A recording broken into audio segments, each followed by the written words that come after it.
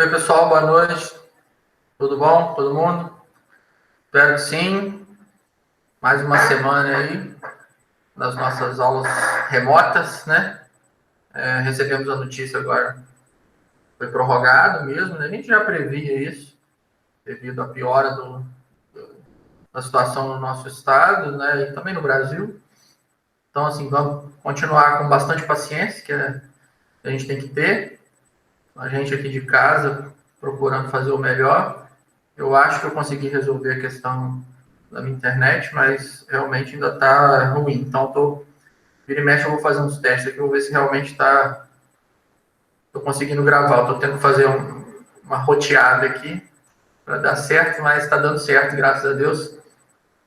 Então, é o seguinte, hoje a gente vai fazer uma aula sobre a gente já sabe o que é epidemiologia, né? A gente já estudou os objetivos da epidemiologia, fora alguns outros conteúdos também, dentro da epidemiologia, que são de doenças infecciosas, né? DCNTs e tudo mais.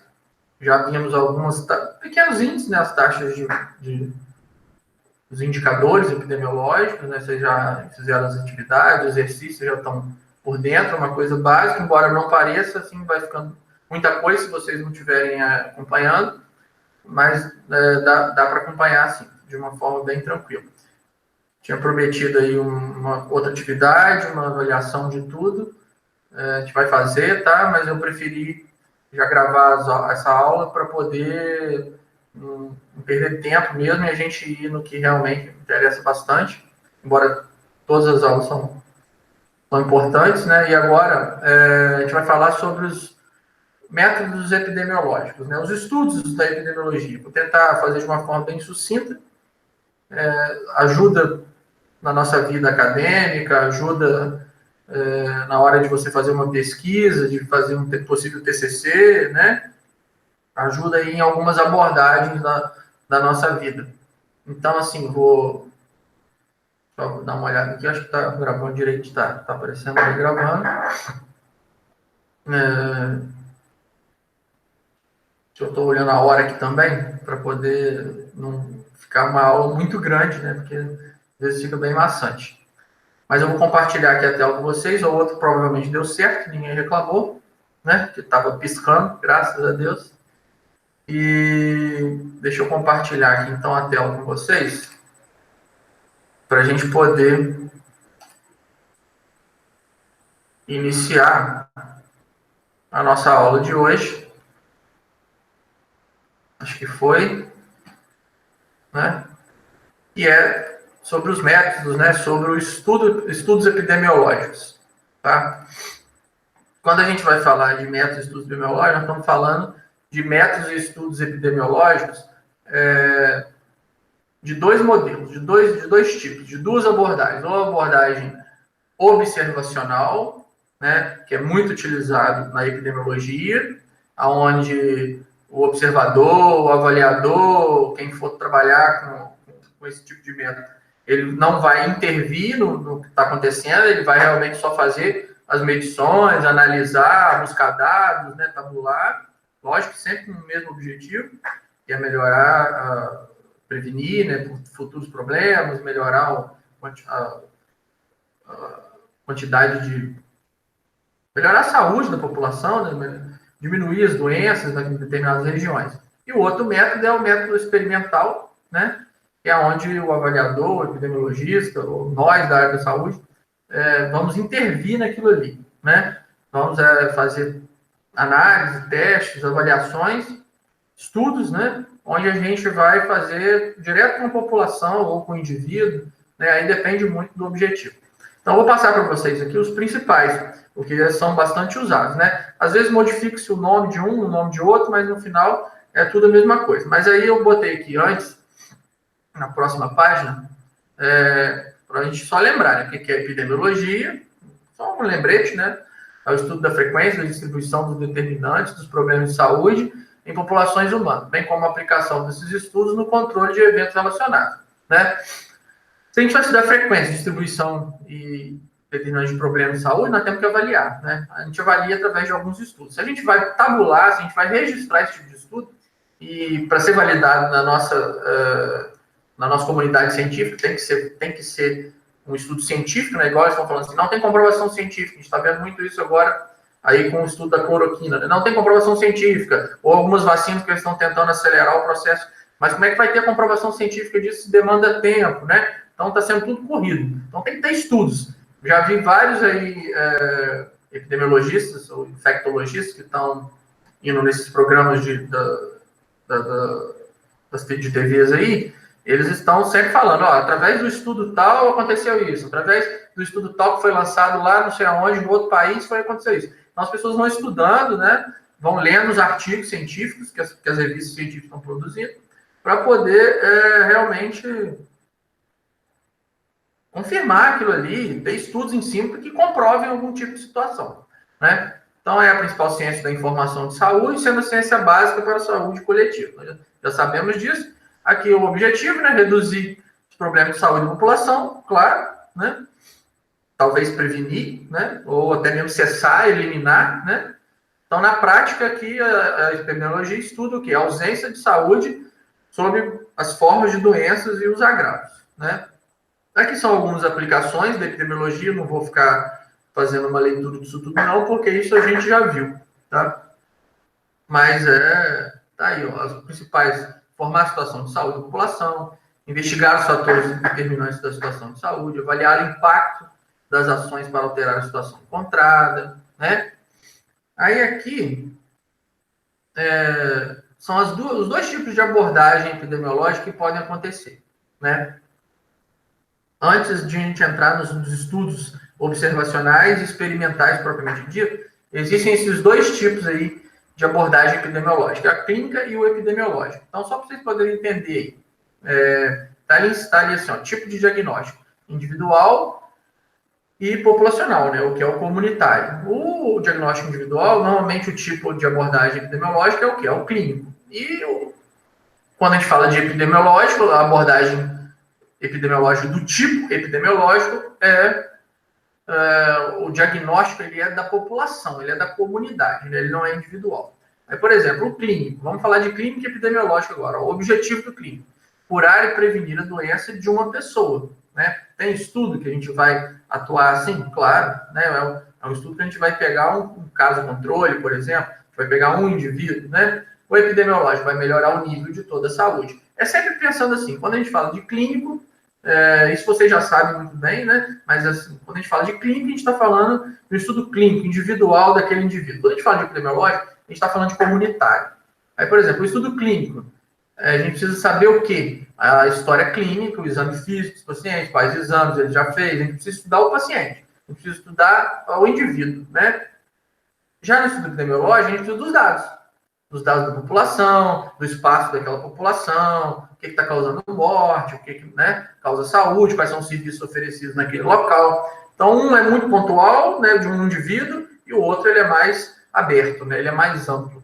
As ações, né, no clínico, a gente vai visar o quê? O tratamento daquele indivíduo, a reabilitação daquele indivíduo. Enquanto o epidemiológico são para gerar programas de saúde, promoção de saúde e também, é claro, prevenção de saúde, né? O monitoramento do tempo, por exemplo, lá no clínico. O acompanhamento clínico é individual, né? É para evitar as doenças, para curar a pessoa, né? Para melhorar aquele indivíduo ali. Já o monitoramento do tempo no epidemiológico, a gente vê aqui, ó, mudanças do estado de saúde da população, bem como diminuição de taxas de mortalidade. Então, a gente vai ver uma visão mais ampla. Então, assim, existem essas abordagens epidemiológicas, que são a abordagem clínico e a abordagem epidemiológica, né? Então, sendo que a gente falar de clínica, a gente está falando de individual. Quando a gente está falando de epidemiológico, a gente está falando de populacional. Não significa que um estudo epidemiológico não pode ser de um grupo de pessoas de número pequeno. Pode sim, né? Mas na maioria das vezes é um estudo comunitário, é um estudo da população como um todo, porque abrange aí, provavelmente, problemas de doenças que atacam, né, que surgem em torno de uma população como um todo, tá? Aí, entre as utilidades mais citadas da epidemiologia, já falei isso, mas eu fiz questão de colocar aqui, só para poder relembrar, né? Analisar situações de saúde, identificar os perfis e fatores de risco, né? São várias utilidades da epidemiologia, né? Sendo que testar eficácia, efetividade. Então, quando a gente vai ter, olha isso aqui, testar eficácia e efetividade e o impacto de estratégia. Como é que a gente testa a eficácia de alguma coisa? Através de algum estudo, né? E é o que a gente vai ver agora aí dentro dos estudos. Normalmente, quando a gente testa uma eficácia, é um estudo que a gente vai estar a campo, que vai ser experimental. É um estudo onde o avaliador ele vai tentar intervir no que está acontecendo ali, né? Então, das utilidades também a gente já conversou, então eu só coloquei aí para quem quiser dar uma lida de novo, né, sobre a epidemiologia. Aí, os métodos epidemiológicos são dois métodos, né? Um é a pesquisa observacional, igual está ali, e o outro é a pesquisa experimental. O nome já ajuda bastante, ó. Observacional, tipos de estudo epidemiológico, né, métodos, eles falam muito em pesquisa observacional, pesquisa experimental, método observacional, método experimental. Aí aqui fala estudo observacional, estudo experimental, na verdade é tudo a mesma coisa, né? Então, o estudo observacional, o pesquisador, o avaliador, ele vai somente estudar, ele não vai alterar o que está acontecendo. Vai estudar os dados, né? Mesmo que esses dados estejam acontecendo ali naquele momento, ele vai estudar, mas sem levar alguma alteração. E quando a gente fala de experimental, né, aí sim o pesquisador, o avaliador, o profissional da área da saúde, né, ele já vai pesquisar para quê? Para mudar a realidade daquele local. E vai tentar mudar e vai, dentro daquilo ali, observando até ter um resultado, se foi positivo ou negativo, ou não tivemos resultado, ou um resultado neutro, né, não deu em nada. Pode acontecer também. A gente nunca sabe no final de uma pesquisa o que vai acontecer, o que vai dar, né? Mas a gente tem como presumir algumas coisas, obviamente. Então, são dois tipos de estudo: o observacional e o estudo experimental. São dois tipos de métodos, né? Dentro desses dois tipos de estudo, nós temos várias abordagens. O observacional, eu tinha colocado aqui 4 negocinhos azuis, mas está aqui, ó. O observacional é um estudo transversal, é um estudo de corte, é o estudo de caso-controle e o estudo ecológico, tá? Então, voltando aqui a essa outra página, ó, observacional, são 4 os principais. Aí, ali é porque eu escreveria, né? Mas aqui não dá. Então, transversal, corte, caso-controle e ecológico. E o experimental são esses 3. Deixa eu voltar lá para vocês verem. Aqui está um só, mas a gente coloca 3. O experimental são esses 3. Ensaio clínico randomizado, ensaio de campo e um ensaio comunitário.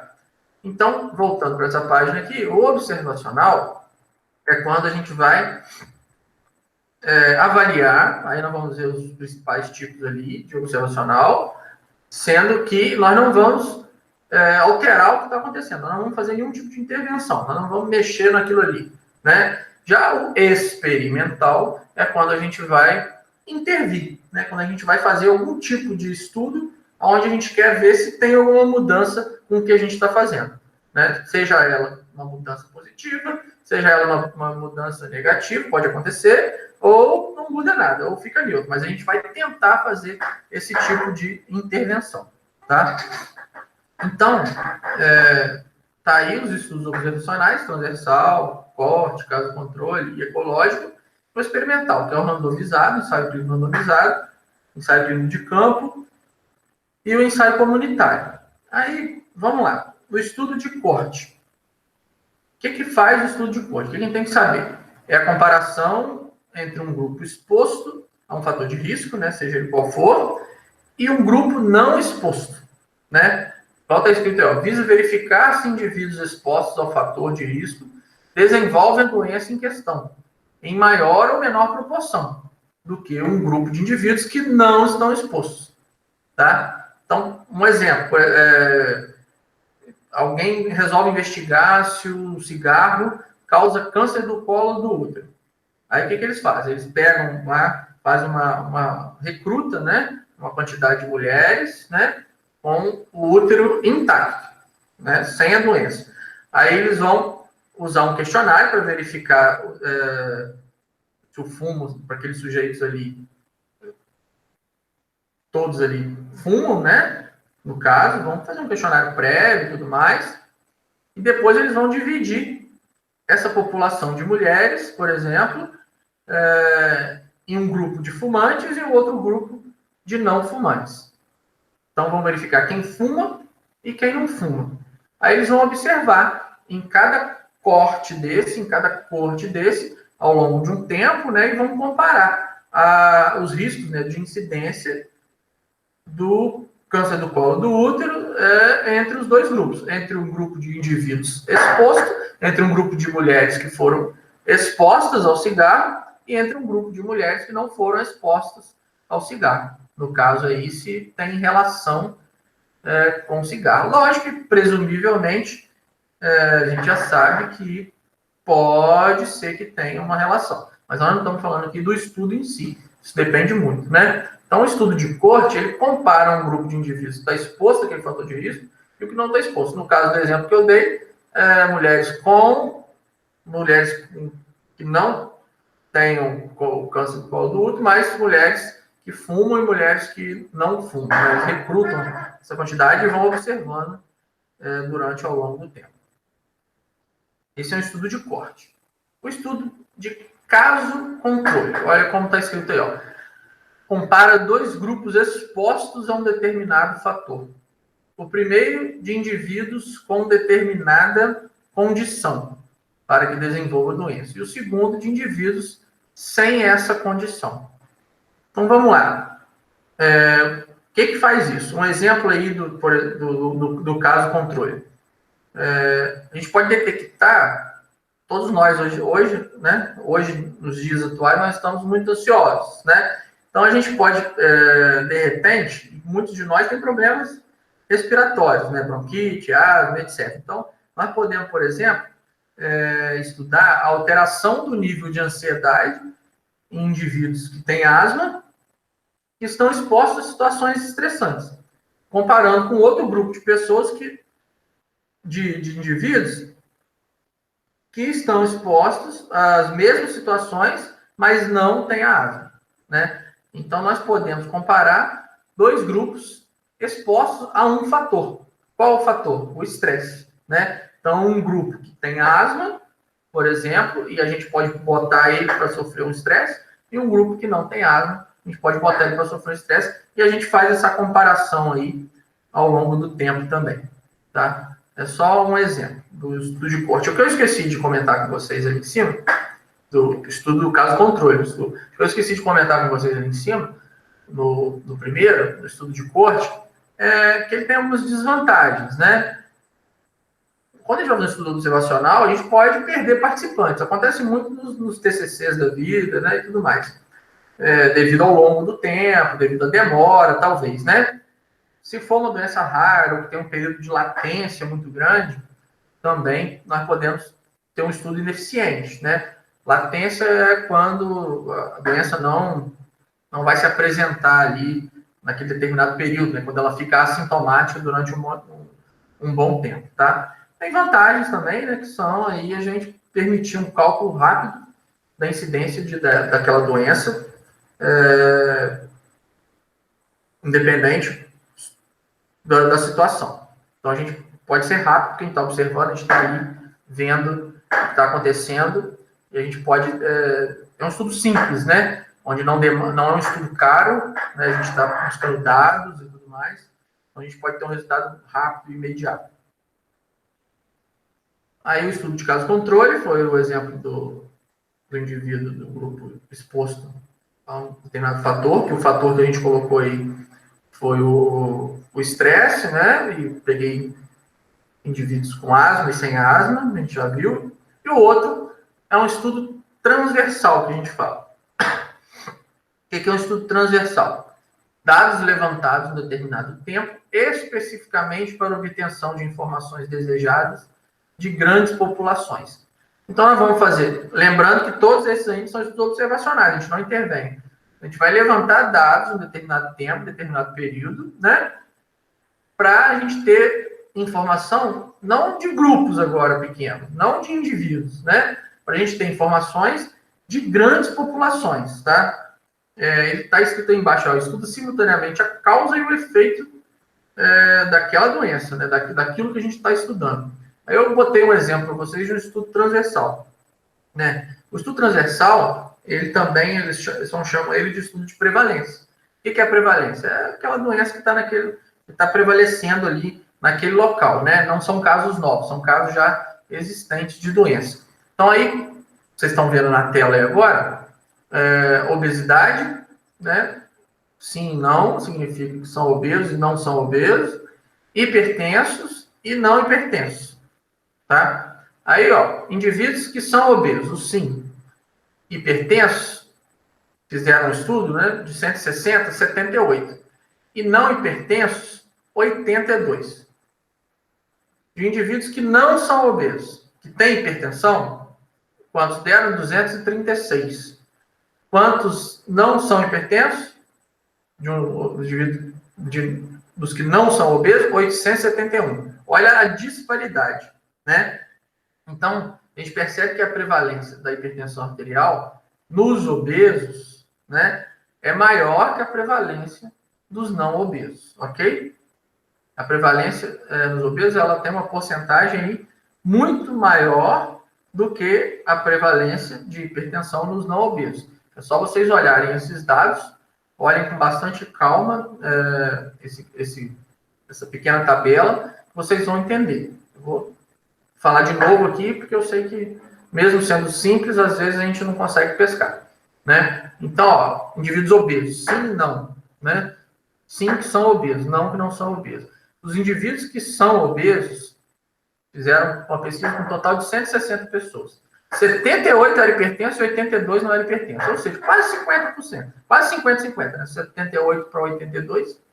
E nos indivíduos que não eram obesos, 233 eram hipertensos, ou seja, essa quantidade aí, enquanto 871 não eram hipertensos, de um total de 1.107, né?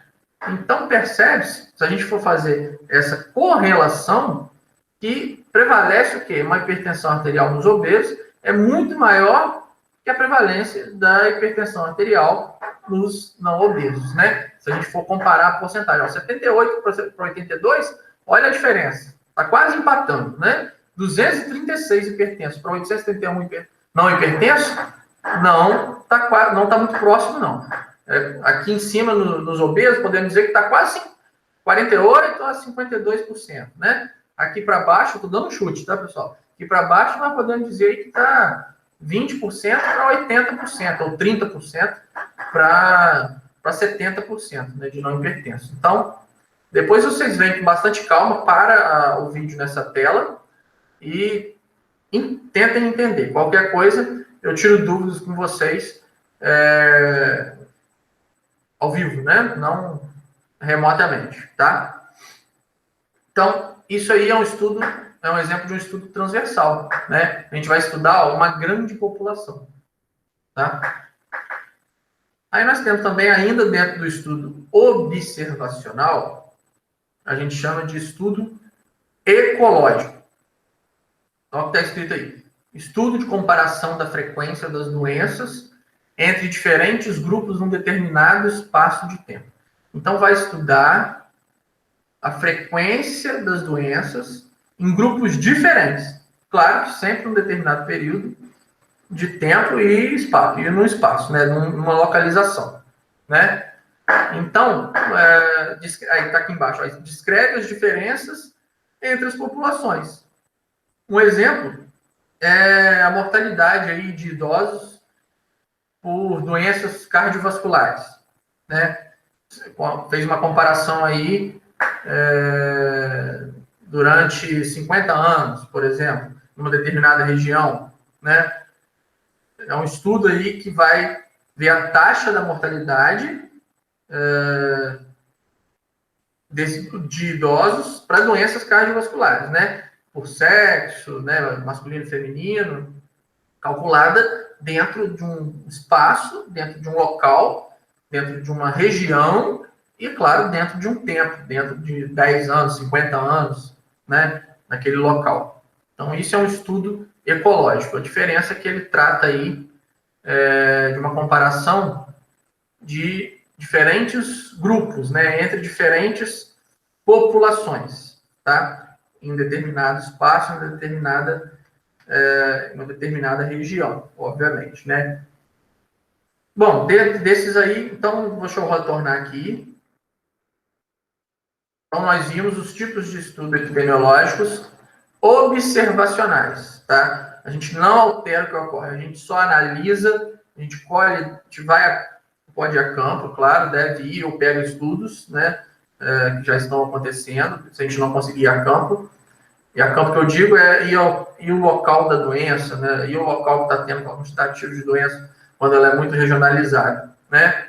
Mas a gente vai só observar, a gente não vai alterar. A gente vai atuar para poder melhorar aquilo ali, a partir dos nossos estudos, a gente vai tentar trazer dados para que eles tenham mais promoção de saúde, ou prevenção, ou até mesmo acabar com aquela doença, porém a gente não vai atuar naquele momento para poder alterar a doença, né?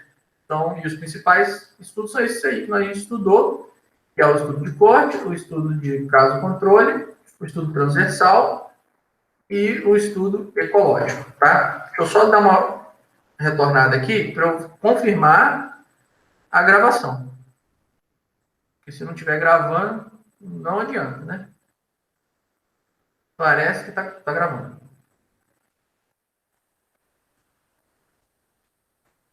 Tá gravando. Tudo certo. Então tá bom. Fico feliz quando tá gravando direitinho.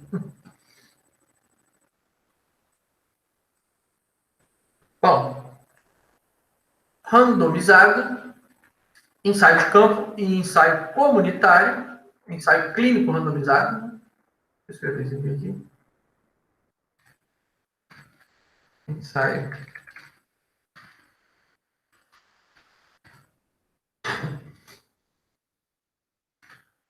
clínico randomizado, ensaio de campo e ensaio comunitário.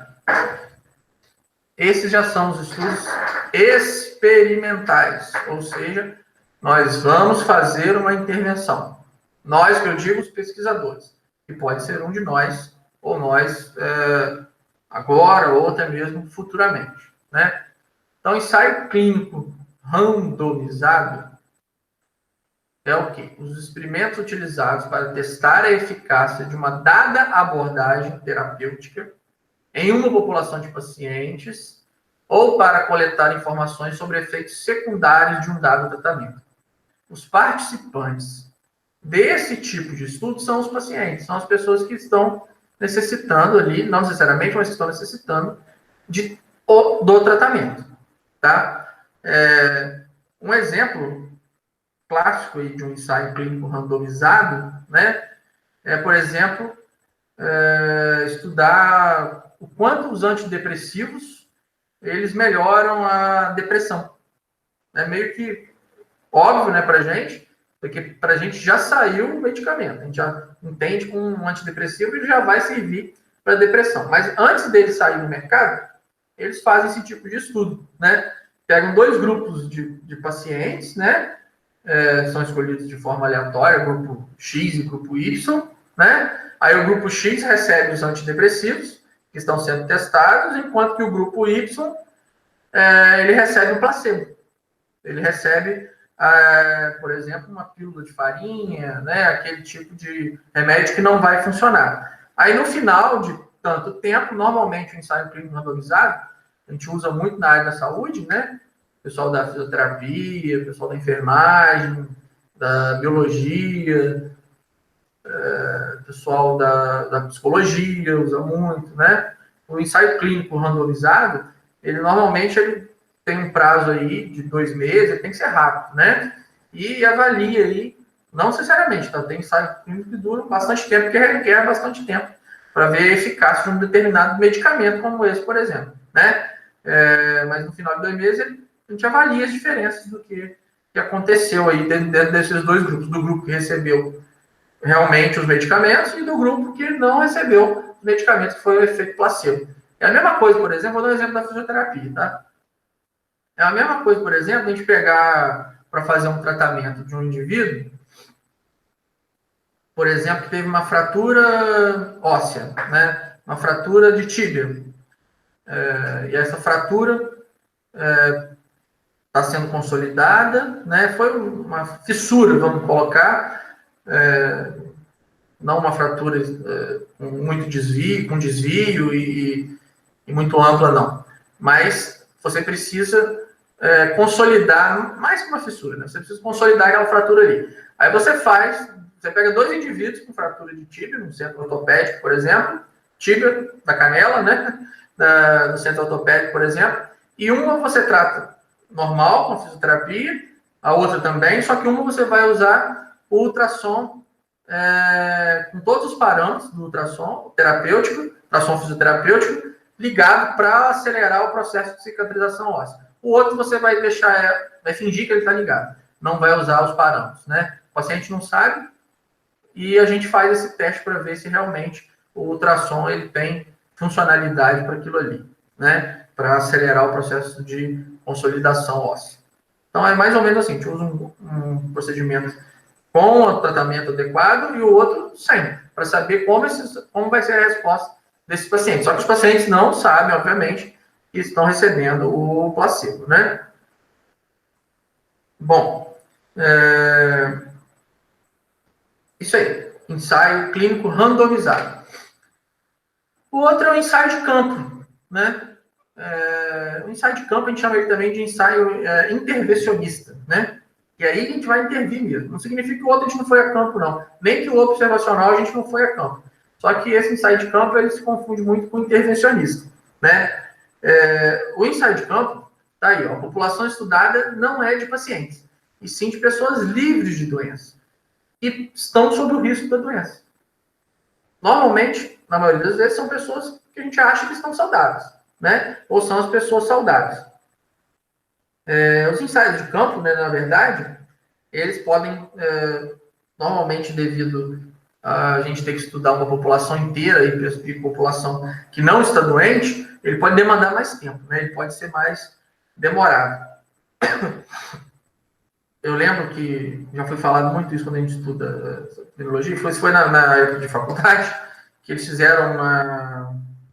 Eu não lembro onde, em qual região, não sei se foi Europa, Estados Unidos, eles foram realizar uma testagem de vacinas, né, para prevenção de poliomielite, e envolveu aí 1 milhão de crianças, né?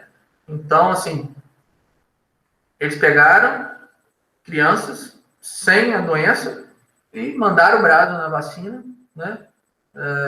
Vacinaram todo mundo e deixaram, para ver se algum dia essas crianças iam ter a poliomielite, né? Ou não. Então é um ensaio que pode demandar tempo, porque normalmente não vai pegar pessoas que estão com a doença, vão pegar pessoas livres da doença, e lógico que não vão expor as crianças à doença, né? Nesse caso aí também não teria como. Então, assim, vacinaram milhares de crianças antes do desenvolvimento dessa vacina e esperaram durante muito tempo para poder ver se ela iria funcionar. Isso é um ensaio de campo, né? Ou ensaio intervencionista.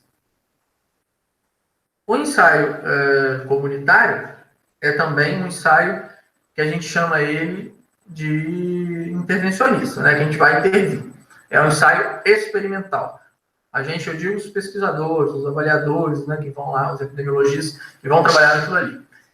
O ensaio comunitário está aí, ó, envolve a intervenção em nível de comunidades, ao invés de indivíduos apenas, né? Então, nós vamos estudar várias comunidades, ou uma comunidade que seja, ao invés de a gente estudar somente pessoas, tá? Está escrito aí mais embaixo, usado para avaliar a eficácia e a efetividade de intervenções que busquem a prevenção primária através da modificação dos fatores de risco. Então, esse estudo ele vai intervir para que o fator de risco daquela comunidade seja modificado e, através disso, ocorra uma prevenção primária, que é o que nós da saúde trabalhamos muito, né? Trabalhamos muito com reabilitação, né, com tratamento, mas trabalhamos muito também com a prevenção primária. Claro que os participantes desse estudo devem ser, né, as pessoas, né, os membros da própria comunidade. Um exemplo aí, por exemplo, de um ensaio comunitário